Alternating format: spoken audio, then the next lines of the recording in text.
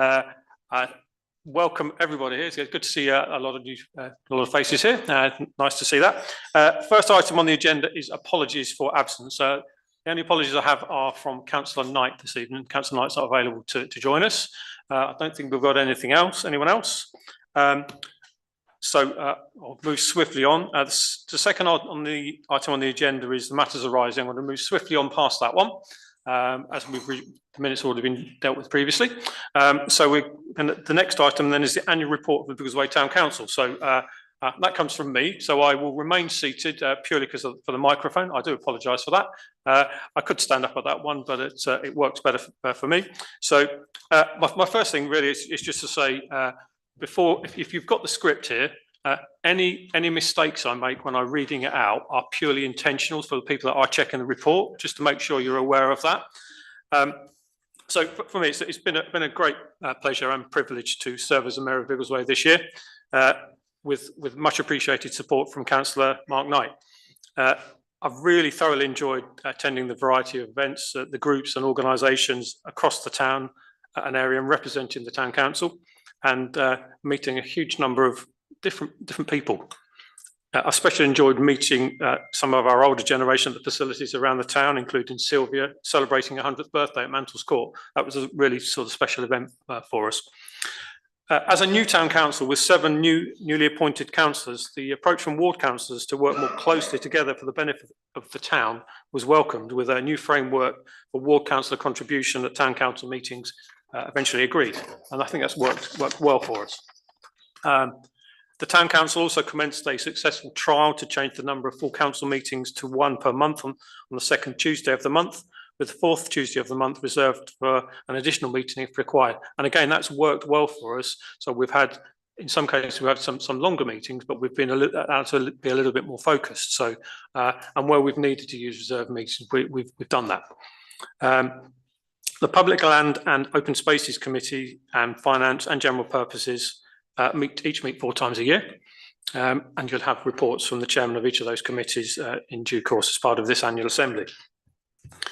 The Biggleswade Joint Committee, comprising the 4 town councillors and 4 central beds councillors, chaired currently by Councillor Gareth Tranter, with Town Councillor Madeline Russell as the deputy chairman, also meets 4 times a year in line with other committees. And again, that's working well. A slightly different approach this year has allowed the committee to be a little bit more strategic than perhaps we've been able to do previously. So that's been working well. In August, this strategic and collaborative approach, with representations from Biggleswade Ward and Town Councillors at hearing, saw the plan and application for the 410 homes on land north of Furzenhall Road refused by Central Beds Development Management. Now, those of you in the know that application is coming back in different formats, and also that there is an appeal in relation to that. But actually, the fact that we had that collaborative approach really worked well for us in that particular case. In November, Remembrance Sunday and Armistice Day services were held in the town centre. As always, these were solemn occasions, well attended by residents, with the Remembrance Sunday parade including representatives from over 50 groups and organisations, with the Winnie Scouts, Brownies, Cadets and other young people proud to join the parade. My daughter included, actually, which is quite nice. One notable change this year was actually the reading of the Roll of Honour by Air and Sea Cadets, reminding us how important it is for young people to be involved to ensure that the town continues to remember the sacrifice of others long into the future. Really important, I think. Also in November was the annual Christmas light switch on, another memorable and very well attended and well organised event in the town, with food, gifts and charity stalls and entertainment throughout the afternoon from school choirs and later in the evening. And I think it's fair to say this event continues to bring the people of the town together as a community. In March, we had the civic service which took place at St Andrew's Church, with the theme of empowering youth, shaping the future. I'm grateful to those who organised, attended and took part in a really thought-provoking and enjoyable event, highlighting the importance again of young people in our town and how we support. 3 charities this year were chosen as the Mayor's charities for the year: Mind BLMK, St John's Hospice, Mogahanga and Tourette's Action. Various events have been held throughout the year to raise money for these charities. I haven't got an exact amount, but we've certainly felt as though we've raised a lot of money for those very worthwhile charities. And I guess to close, I'd just like to formally thank the officers of the Town Council for the valuable work that they do behind the scenes to ensure that we continue to make progress against the council's objectives, and to thank all councillors, many of obviously are here, for the huge amount of time and effort you commit to the council to help improve the lives of those that live in the town. Thank you. So that's about my, albeit brief report. That does allow for other members of committee chairs to contribute, and I think very conscious that we've got some really good reports coming. So without further ado, we have the report from Councillor North from Public Land and Open Spaces. Thank you.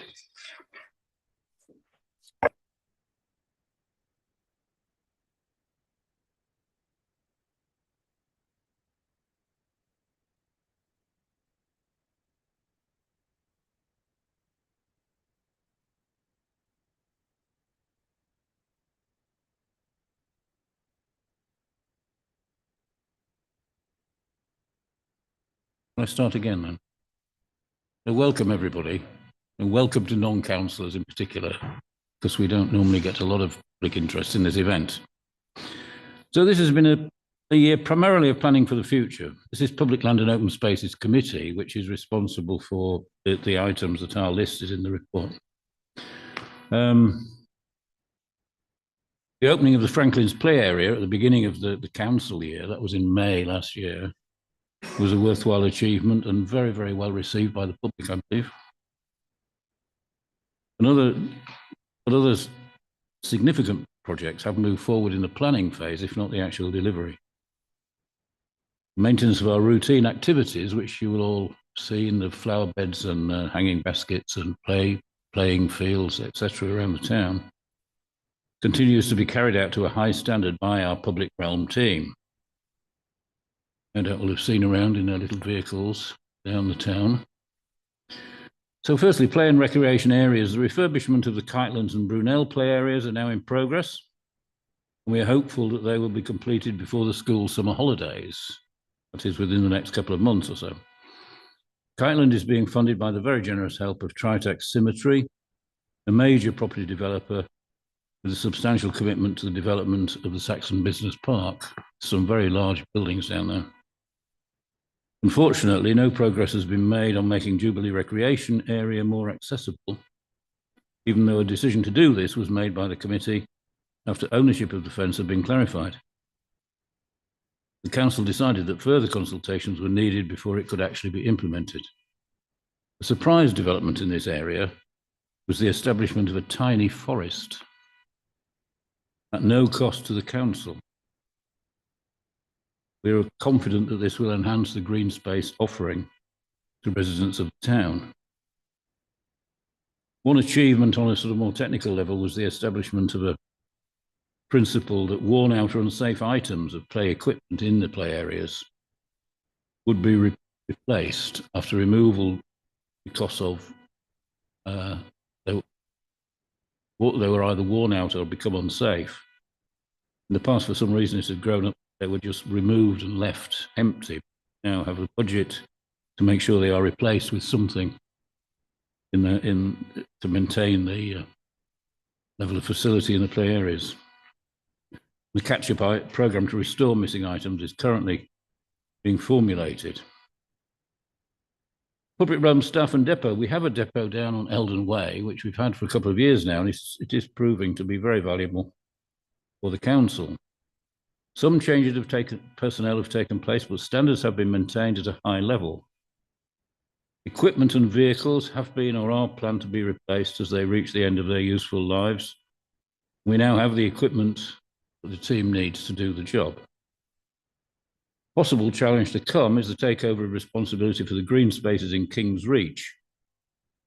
Discussions about this have been going on for several years, and so far there's no indication that they will conclude anytime soon. If this were to happen, we hope that we would have a sufficient notice period for the council to develop a plan for the equipment and personnel or possible outside contractors needed to take on what will be a substantial amount of additional work. Flower beds, planters and hanging baskets. The high quality has been maintained across the town. Improvements have been made in recent years. And a very high quality of display is now the norm. The allotments. Several improvements have been made to the allotments. Consultation with the allotment holders takes place very regularly and generates many good ideas. We have had problems with flooding in recent months, apparently caused by changes in the underground water table. Affected plot holders are allocated alternative plots, and investigations are continuing into possible solutions to this problem. Hopefully we can reclaim flooded plots if we can solve the problems. The Drove Road Cemetery project continues. The council started an extensive restoration project the year before last for the Grade 2 listed chapel building, which dates back to the mid-1800s and is a landmark in the town. This project has continued and the state of the building is now much improved, and it's drawing to a close. I think probably within the next 12 months, the project is due to be completed. Stratton Way Cemetery. We've had done a lot of work and a lot of thinking about how to make this a more attractive area and improve the offering that it provides. This includes valuable help and advice from individuals from other councils that Peter and the officers made contact with, had discussions with, and got a lot of very useful input from them. And has formulated detailed plans with costings. Oh no, they were involved in much larger councils. However, it does not prove possible to formulate a detailed plan with costings that the council can accept. We've had one or two goes at this, but it's a matter of coming up with a final conclusion that everybody is happy with. And we hope that this project will be able to make progress in the coming year. The Drove Road tennis courts beside the bowling club is a major project, and we had hoped that it would progress quickly during the council year, during the last 12 months, but it's yet to move very far forward. Again, a lot of planning has gone into this, a lot of discussion and investigation. We delivered an extensive report in January, but the council decided that yet more investigation was required before action was taken. The basic idea is to improve that. The first stage of any improvement is to improve the quality and standard of the tennis courts and install floodlights. We will need to consider whether, without further refurbishment, they can remain open longer term due to safety concerns in a now deteriorated state. And finally, Saxon Gate Pocket Park and Biggleswade Linear Wood. Discussions seem to have gone on forever. That's a rather extreme term. I'm not sure whether it is forever or not, but it certainly seems like it, about taking over the management of these areas with no conclusion in sight. It goes on. We regard this as very unsatisfactory, but attempts to escalate the issue with central beds do not seem to have borne fruit. We believe that under town council management, these areas could be better managed and made into a more useful green spaces for the utility and for the benefit of our town residents. And that concludes my report. Thank you for your attention. Thank you, Councillor North. Before you take a seat, Councillor North, would you mind if I ask if there any residents have any questions in relation to the report? Sure. Well, as soon as we start,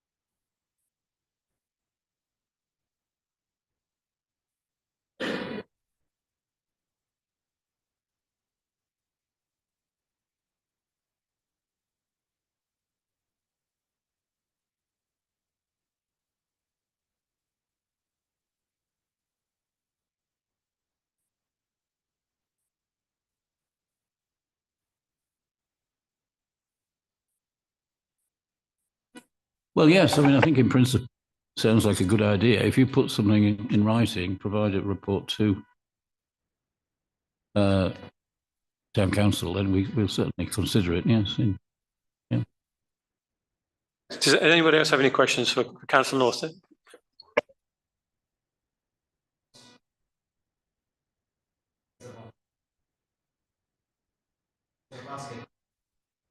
Sorry, what? Yeah.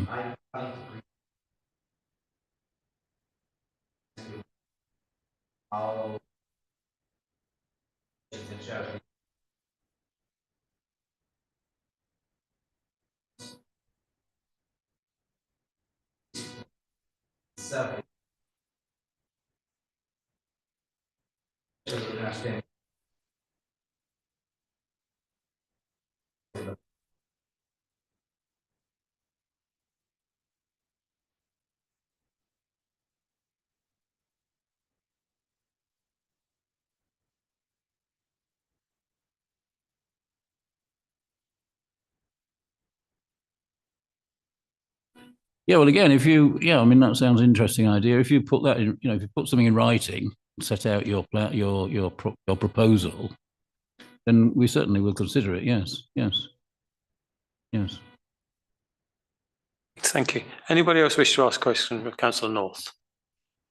Okay, thank you, Councillor North. Right, thank you. Thank you.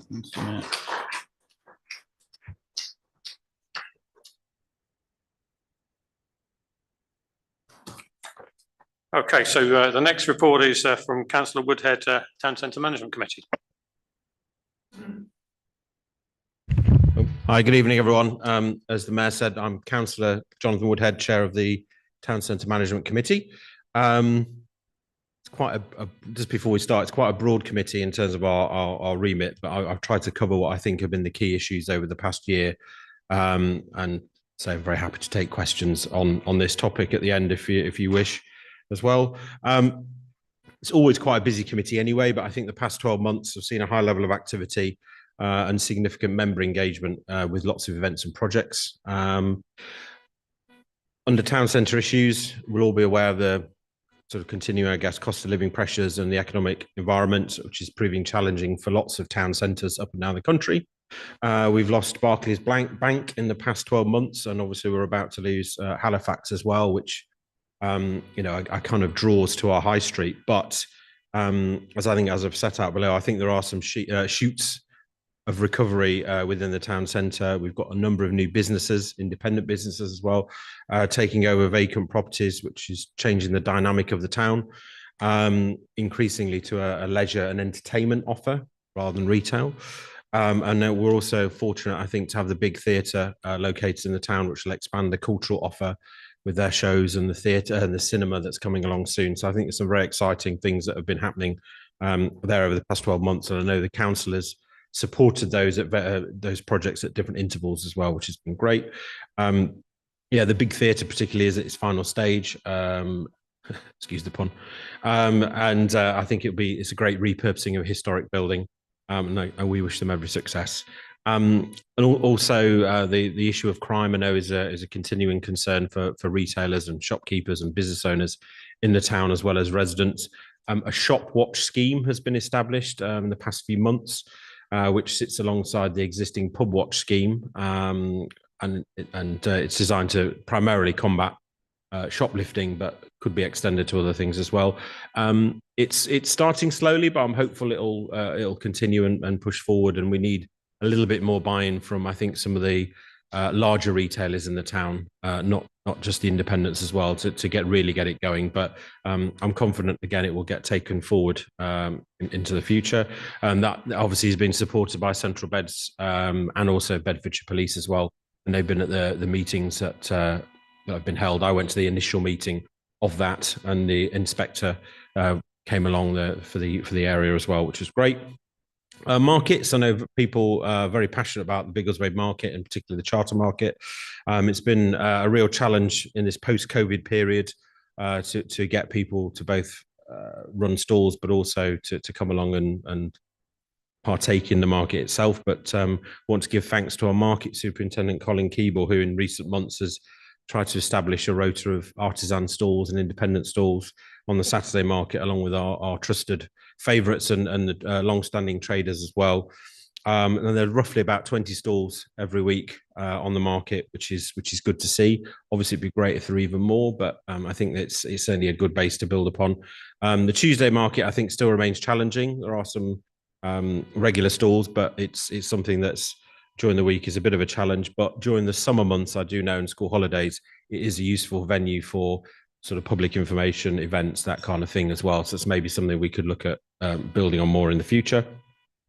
Events, as people will know, we do run quite a strong event schedule over the year, and want to give thanks to the town council staff for assisting with that. We have long established events such as Remembrance Sunday, which has been mentioned by the mayor, Christmas light switch on, and the civic service, all of which ran pretty successfully and well attended by the public. This coming year, we'll see in a few weeks' time the 80th anniversary of D-Day, which was the start of the campaign to liberate Europe during the Second World War. This will be marked on Thursday, the 6th of June, at 2 p.m. or from 2 p.m. With a service in the Market Square. And the event's being run in conjunction with the Shuttleworth collection and also the Biggleswade branch of the British Legion as well. So if you're around, do come along to that. There will be things going on throughout the afternoon as well. And for those of you who are not aware, that Biggleswade does have a connection with D-Day. I know a number of former town council members were involved in that campaign, but also roads in the Stratton Business Park have been named after the Normandy campaign, such as Juno Place, Pegasus Drive, and so on. So there is a particular local resonance for that as well. After feedback from residents from previous years, we now have an established street food event called the Big Eats, and this is monthly on Thursdays in the summer months. And again, these events have historically been quite well attended. The past two, the weather has not been so good, but fingers crossed it'll improve as we go through, and hopefully they'll be well supported throughout 2024 as well.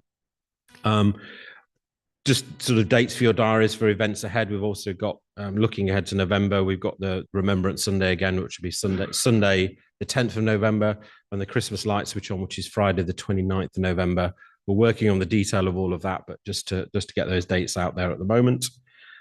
Car parking is an issue that comes under the remit of the committee. Lots of things we could say about that, but in terms of Biggleswade Town Council's car parks, we have a new car parking machine provider, Flowbird, and the machines will be upgraded in the next few months to provide a ticketless option, although you'll be able to still get a receipt. We know that a lot of the customers and members of the public still want that. And it should be hopefully a smoother and more efficient process than has been before. And this should be in place by September, fingers crossed. Looking to the future, therefore, as I mentioned at the start, town centres up and down the country are facing a lot of challenges. And public demand is changing too. As Biggleswade grows as a town, the challenge will be to maintain our centre or town centre and town centre offering, as well as the what goes on at the A1 retail park, which still remains popular. So I think having a differential focus and having more of a leisure approach in town is something that I think we'll see more and more of. It's sort of example, dining and so on, and also the high quality events, building on the charter market and so on, will hopefully continue to draw residents into the town centre and enhancing the community feel. I hope in time we can resolve the issue of the ownership of the Market Square and make the improvements to the lighting and the electrics that we all need, as well as the street scene, and looking ahead to a town centre vision in a few years to come. And very finally, I want to express my thanks to my deputy on the committee, Sarju Patel, for his input, and also to all the staff at Biggleswade Town Council for your tireless support for the town centre activities and events, and especially for those run out of hours. Thank you very much.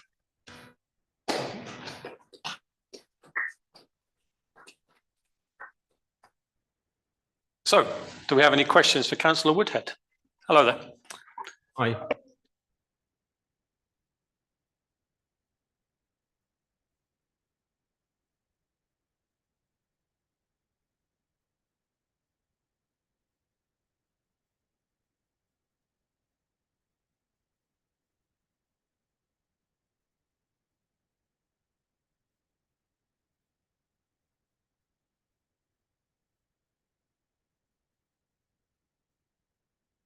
I know we are due to have a discussion, I think, in the diary about that.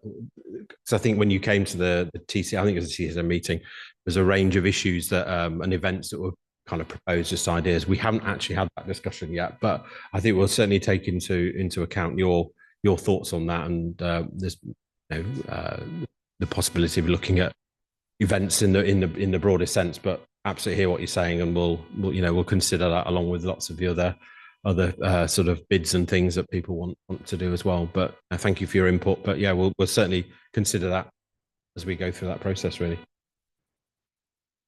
Okay.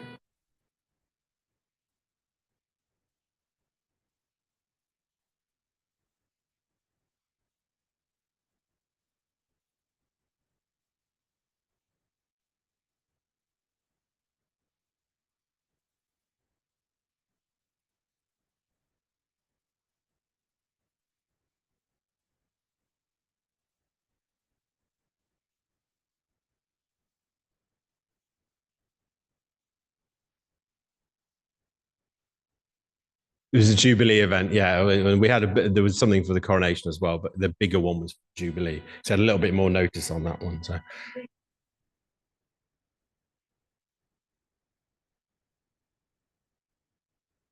Okay.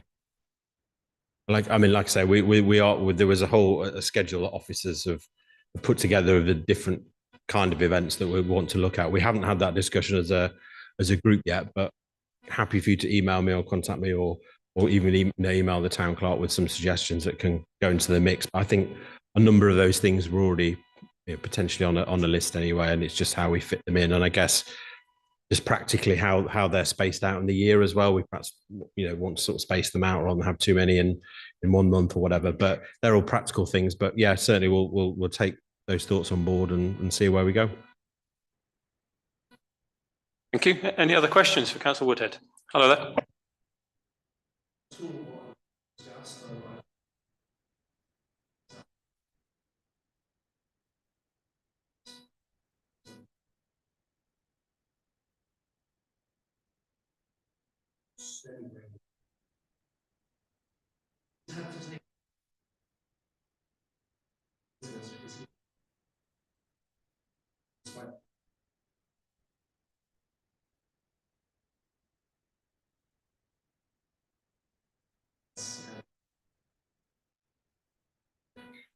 Well, I think I put in my report that we are looking at the upgrade. There is an electricity issue in the town square for events, and there's been a tussle around the ownership. CBC have said they own the square, so therefore they needed to rectify the issue with the electric socket. So yes, it does.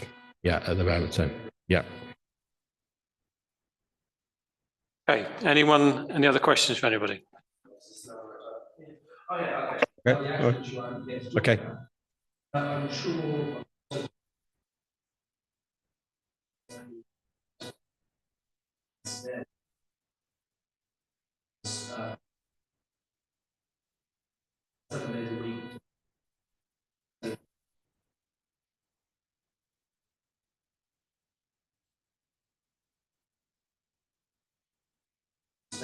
Especially.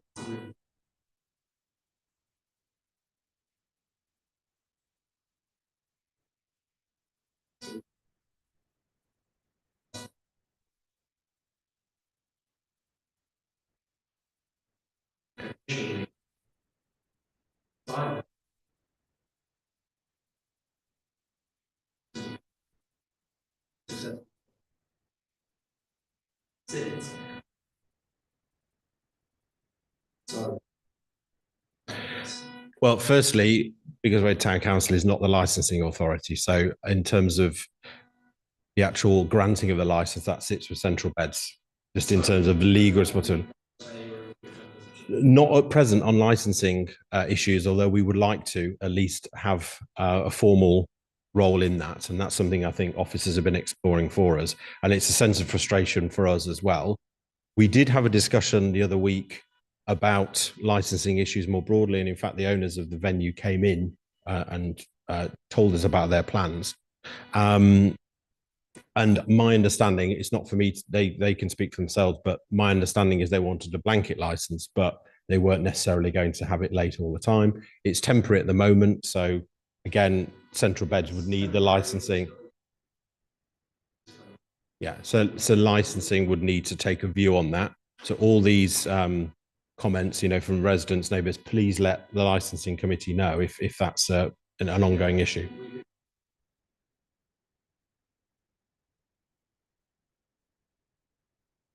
Okay, that's not good enough. I'd say it's not us that are doing that. That's another body. But I have every sympathy. But it's yeah.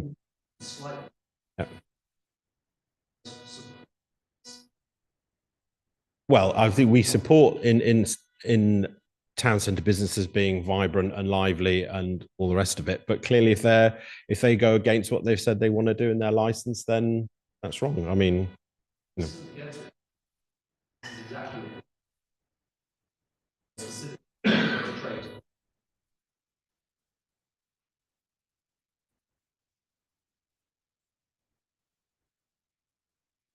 yeah. Well, okay. I don't want to turn this into a sort of sort of dialogue between two of us, but no, I agree, and we did speak to the owners last week. They have assured us that, and again, their assurance is only what they've said to us. I mean, they need to be challenged on that if they don't do what they say.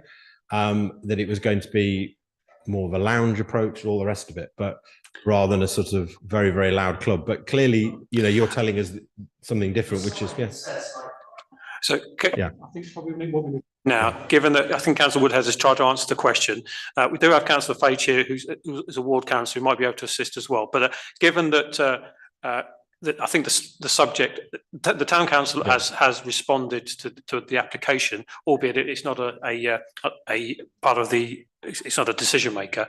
I think probably we should leave it there for now, but discuss that perhaps when Councillor Fage's section comes up, if you don't mind. All right. Thank you very much. Thank you. Anybody else got any questions for Councillor Woodhead before he sits down? No. Okay. Thank you, Councillor Woodhead. All right. Thank you.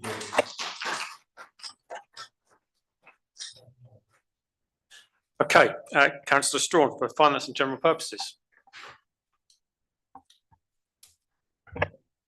Good evening, everybody. It's rather like sitting down waiting to come on Mastermind, and the questions seem to be a little bit more complicated tonight, so I just hope you'll be kind to me a bit later.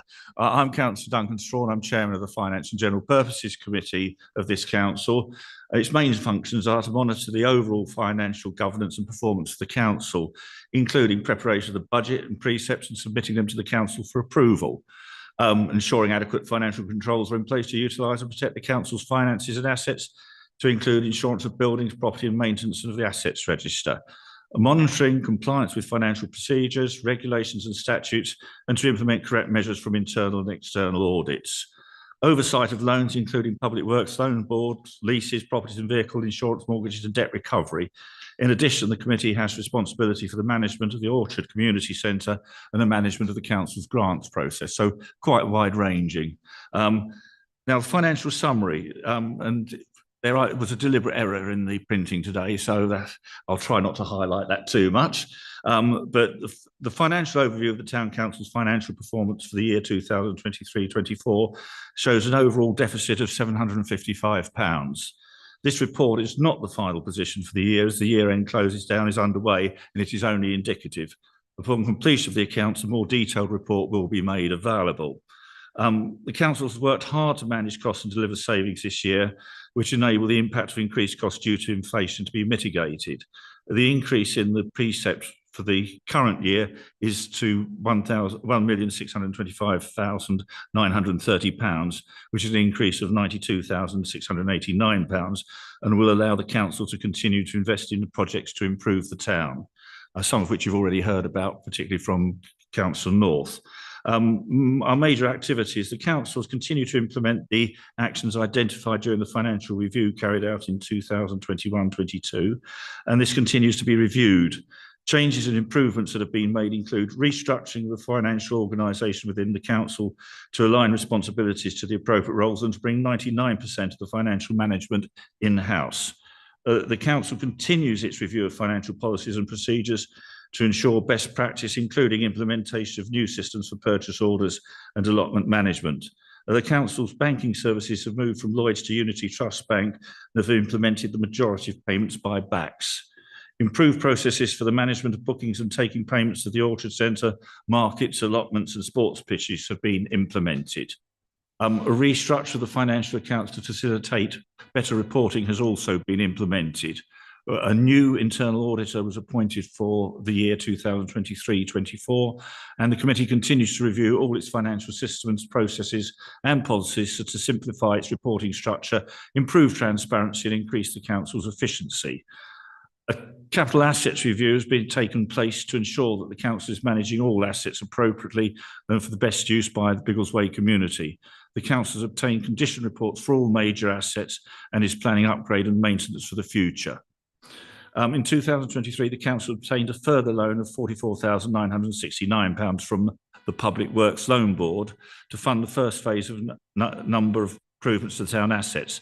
This includes refurbishment of playgrounds and cemeteries, as well as extending the allotment provision in the town. Works at Drove Road Cemetery have progressed well, and the improvements at Franklin's recreation grounds were completed. As reported by the Chair of the Public Lands and Open Spaces Committee, investment continues to be made to improve our recreation grounds, and in particular, the council would like to thank the Tritax Cemetery Community Fund for its financing of the upgrade of the Kitelands Recreation Ground, facilities at no cost to the council taxpayer. This year, 43 grants totaling £34,511 were awarded to charities and good causes that benefit the residents of Biggleswade, and in addition to our ongoing support to fund the employment of a community agent by the Bedfordshire Rural Community Charity. I'd like to thank all officers and members who have supported the work of the committee this year, and in particular our accounts team, Alex Wilkinson and Jean Russell, who held the fort pending the arrival of our new head of finance. That's my report. Thank you very much. Councillor Strawn. Any questions for Councillor Strawn, please? You were sitting there, Councillor Strawn, thinking there's going to be lots of questions. You've got to wait. I've not counted my chickens yet. No, okay, thank you very much. Absolutely.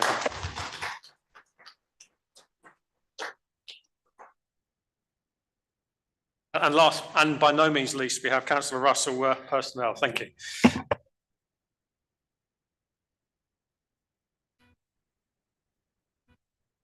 Good evening, everybody.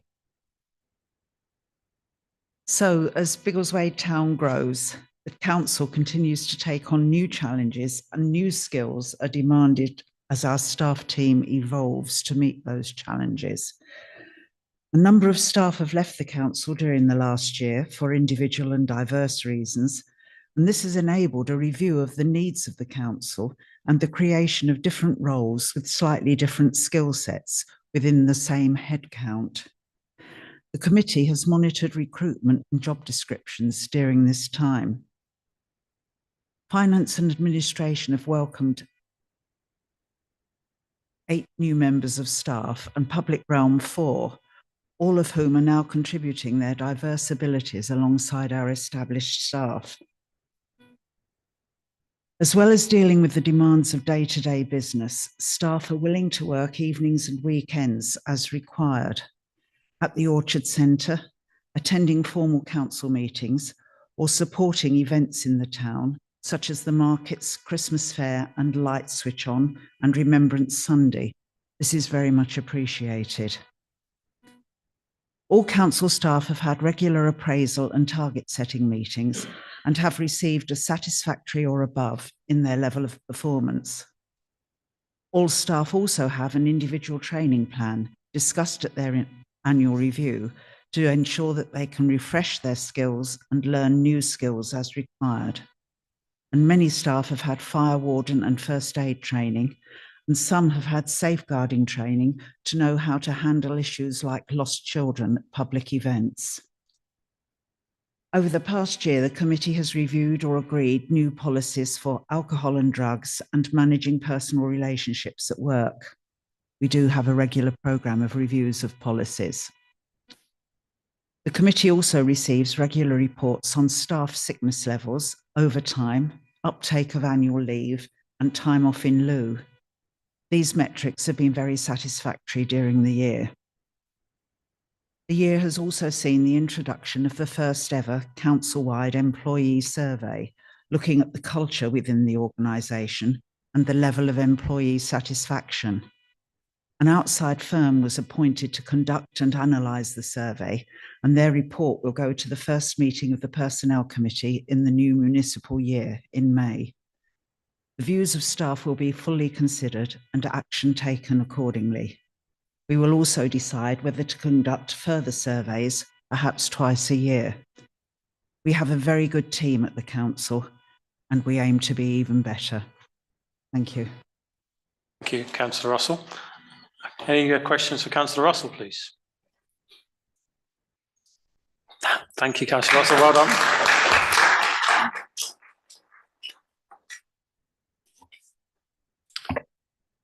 Okay, so the next item on the agenda then is resolutions and questions.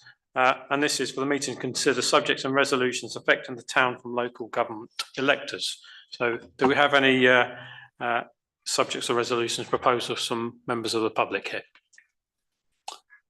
We don't, so we'll move on to item 6, which is open forum matters relating to Biggleswade. So we have Councillor Grant Page here as a ward councillor. So Councillor Page, would you please take a seat, whatever the, and we'll see if we have any questions from residents here. So I'll Everybody. go over to you. Shall I say a few words first? Should we do You that? can do. By all means. I haven't written anything down, but we'll have a go. So last year at Central Beds Council, the first year of this new council, elections were held in May. A new administration was formed, a minority independent administration. I can't remember the numbers off the top of my head. They hold, I think, 27, 28 seats of the 63 councillors we have at Central Bedfordshire. So we've started to see a very different way of operating, with them as the minority, and then Conservatives, Liberal, Labour, and one independent who's not part of the group forming the opposition. The first big challenge for the council was starting to set a budget. That was the first time that we really started to see challenging conversations taking place, and probably the first big decision that the new administration faced. And frankly, for many of the councillors who formed the administration, probably the first really big decision they'd had to take as executive members was over their own budget. And we saw a budget passed eventually. It was, I got home from that meeting at 20 past midnight, following, a really interesting discussion, despite the fact we knew which way it was going to go, that the independents voted their budget through with abstentions from the Liberal Democrats, which enabled the council to set a budget, which was the right thing to do, because that enables us now to progress throughout the year with those projects as outlined. But it was a 5% increase in council tax, which is never an easy thing for a council to have to do, but that is where we are this year. We will see what happens over the lifetime of the rest of this council. Other big projects which we've had at Central Beds level, one of the big ones which is coming up is the review of the local plan. We're going to start to see we're going to start to see the process start, where we're going to start to look and see a call for sites. And we all know that development in Biggleswade is huge at the moment, and some of the things that are happening, for those who are not aware, we have a very large piece of land, 1,500 houses to the east of Biggleswade, has outline planning permission, but no access because a company has ransom strips. I think we'll start to see some designs come through over the next few months, perhaps a year or so. But are we going to start to see a spade in the ground anytime soon? If I'm perfectly honest, would be surprised. We also have a big challenge with land to the north of Biggleswade, something that I don't think any current elected councillor has ever been in support of, because we all know that the road network in the north of Biggleswade can't support even the current houses which are there. Therefore, 416 extra is not something that certainly I'm comfortable with. Others will speak for themselves. But we saw a really big success, as the Mayor mentioned. The first time a planning application of that size in Biggleswade has been turned down, 416 houses, the first time it's ever been refused. The applicant has now appealed and submitted another application. So we don't think they're going to go away. And when we do see a call for sites, there's absolutely no doubt that they are going to push for far more than 400 houses. We wish them luck. As I mentioned on Facebook, they are undeterred by the public humiliation that was administered to them at the planning committee last year. And we look forward to continuing that fight. If they're not going to give up, nor will we. Other changes in the town, we are seeing obviously the new railway interchange, which is operational. There are questions over synchronizing the buses with the trains. I think that's probably the next big challenge, and making sure that the routes that they are taking are sustainable, serving all of our town, but also the villages around it as well, to take pressure off of the number of cars that are coming into Biggleswade each day to use the station. Separately, we've seen the library open, which was £700 and something thousand worth of investment, I believe, about an 18-month project to get that really changed and fit for the future in terms of what services they're offering out of the library now. And we also have the capital plan, which has been agreed for the year, including a number of roads being resurfaced. Mead End probably being the most important one, is in not a very good state at the moment, but also quite excitingly, hopefully some design work and the feasibility study around the potential for where we might put bus stops in the marketplace. And that will enable us to think really strategically about bus routes and more broadly about the layout of the town centre, something that the town council has been working on. So a different dynamic. No Central Beds councillors also sitting town councillors for the first time in a long time. So that's meant the joint committee has had to change. I think it feels a little bit refreshed, the joint committee, but there is work to do in making sure that our councils partner together properly to deliver for Biggleswade, which is what we are all elected to do. So I'm happy to take questions, and I will take those on the licensing one as well. So let me pause there. Okay, so thank you, Councillor Fage. So any questions for Councillor Fage? Okay, Lady. We've got the new thing that's happening with the bins, with the green waste. Yes.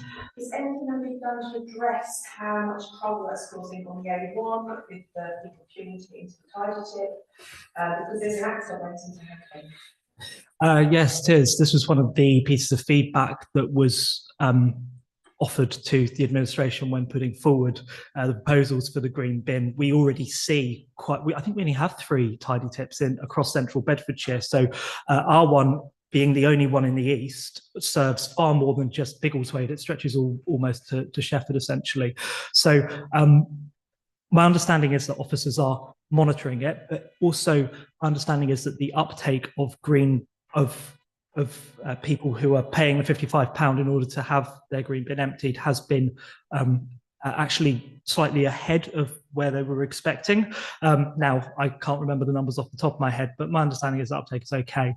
I hope, whilst I didn't vote for the green bin charges, I hope that we can find ways of communicating a little bit better what the options are. So, for example, you don't have to have your bin emptied every week. And if your setup is such that perhaps you could share a bin with your neighbours, that's perhaps something that we could perhaps communicate a little bit better so that people know that option's available to them. And with that better communication, I hope that would take some of the pressure off the tip. But you are quite right. And if I might just say, that's something that I flagged in the Land North application, that there is absolutely no analysis over the queues to the A1 at the weekends, and of course partly by the tip, and you're quite right to highlight that.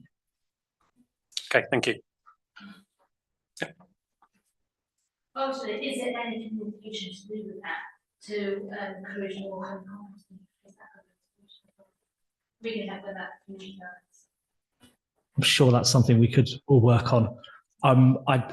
I don't think I could complete a full sentence about composting because I don't know enough about it, but let's have a chat and we can have a look at that. Yeah. Shall I have a try at the licensing question? Do you want to just, yeah, go on. Yeah. Is there anything that's going to be set up to make it more accessible for the elderly to apply to get their listing? As I serve quite a few people who aren't particularly competent with the internet. Yes. No, I understand this was another piece of feedback I understand that came out through the overview and scrutiny meetings as this policy was being challenged, essentially.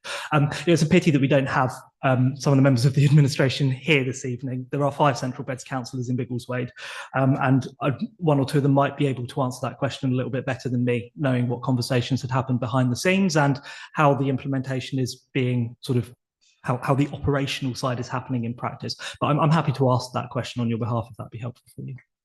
Yeah. Okay. Any other questions? Shall I do licensing? Because I'm a member of the licensing committee. Go.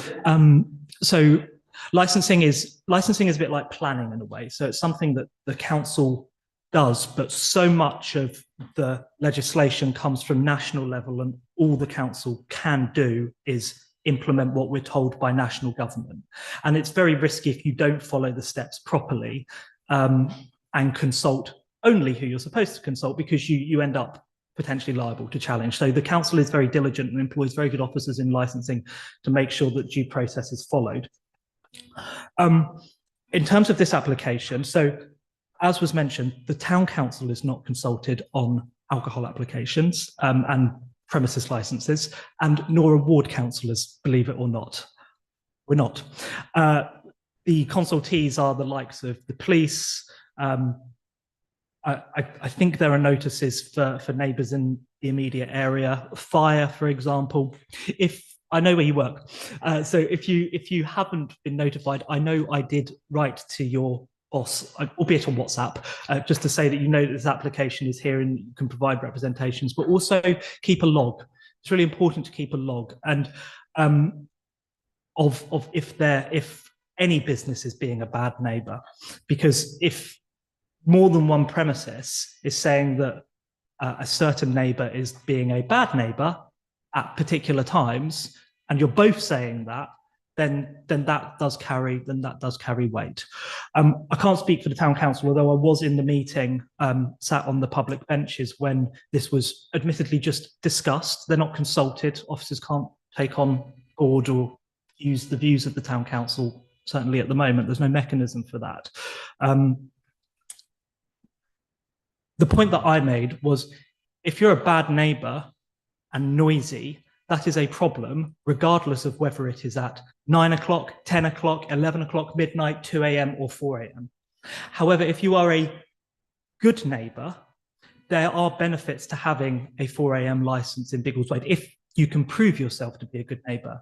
And the town council has, as I have been, a long-time supporter of the nighttime economy, and it's important that we get people into Biggleswade from surrounding villages and from our town, and not going out to Hitchin or Bedford in order to enjoy their night. Because if there is somewhere that has a 4 a.m. licence and they're a good neighbour and don't disrupt other businesses and those who live nearby, that should enable others to stay in pubs like the one that you work in and other pubs and bars around the town until more like 11 o'clock, 12 o'clock, and then go there. So there needs to be a bit of an iterative process there. But sorry, that's a very long answer to your question, but do keep a record if people are being bad neighbours. Can I ask about one thing in relation to that? Yeah. So,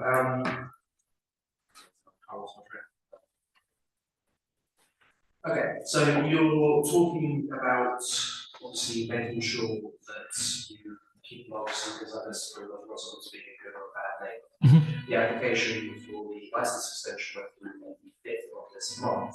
For that, they had a temporary extension of 4 weeks. Yep. Surely the reaction to each of the extensions during those 4 weeks would give out evidence as to not supporting license extension. It would have to come via one of the statutory consultees, so it would need to be made via the likes of the police.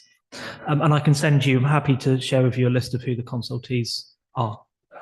Yes, because the best way to give representation, either positive or negative, is via the contacts who are consulted. Thank you, Councillor Fage. Anybody else got any questions for Councillor Fage? No. Thank you. Let me off lightly. Thanks, guys. Well done. So the next open forum, thank you. So the next open forum is matters relating to Biggleswade to the town councillors. So there's some questions already happened that have been in relation to. So at this point, you're more than welcome to ask any further questions if you wish to do so. So I'll throw it open. Any questions for the town council in general that haven't already been asked? It appears not. Okay. In which case, I think we are.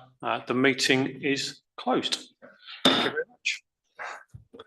Thank you for coming.